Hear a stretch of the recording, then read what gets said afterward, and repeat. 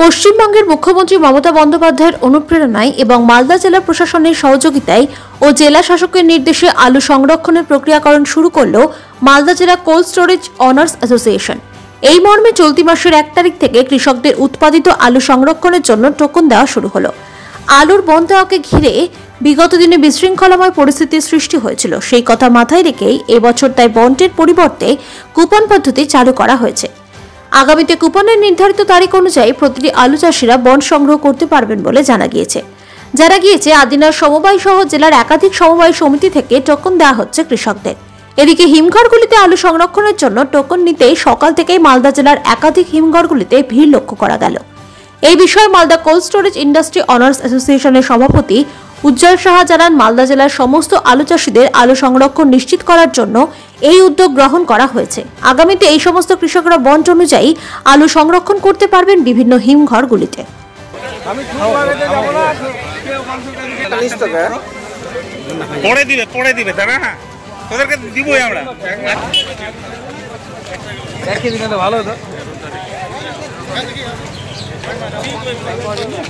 মালদা জেলার সমস্ত আলু উৎপাদনকারী আলু চাষীদের আলু সংরক্ষণ নিশ্চিত করার জন্য আমাদের পশ্চিমবঙ্গ সরকারের নির্দেশিকা অনুযায়ী মালদা জেলা প্রশাসন তথা ডিএম সাহেবের নির্দেশ অনুসারে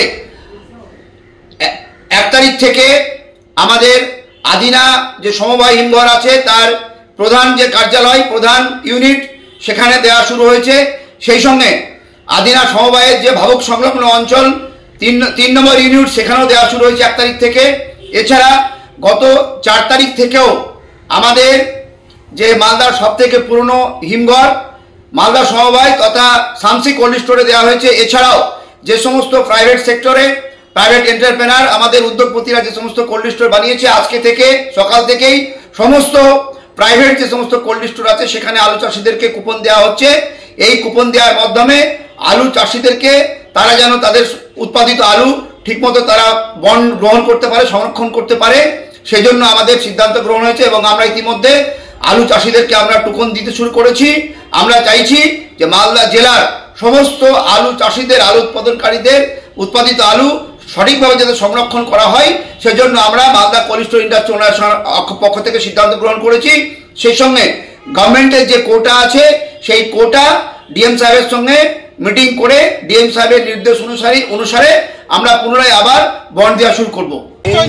যোগী ভুবনে হিমঘরে কুপন নিতে আলুর বনের কুপন নিতে পেলাম 50টা বলে দিবে শুনছি, এখন কোটা দিবে পরে দেখবো। এবারে ওই 150 যাই যেরকম পাইছে রেখেছিল। আচ্ছা, এবার কিভাবে দিবে পরে।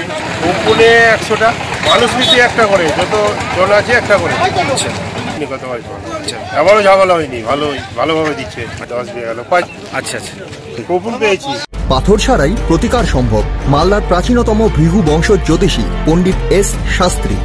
দাম্পত্য সমস্যা, বিবাহে বাধা, ব্যবসায় অবনতি, পরীক্ষায় অকৃতকার্যতা, ভাগ্য গণনা, গোষ্ঠী বিচার, ঠিকুচি গোষ্ঠী এবং মৃত্যু ছাড়া সকল সমস্যার সমাধানের জন্য যোগাযোগ করুন জগদম্বা জ্যোতিষ কেন্দ্র, বিবেকানন্দ স্কুলের পাশে, মালদা।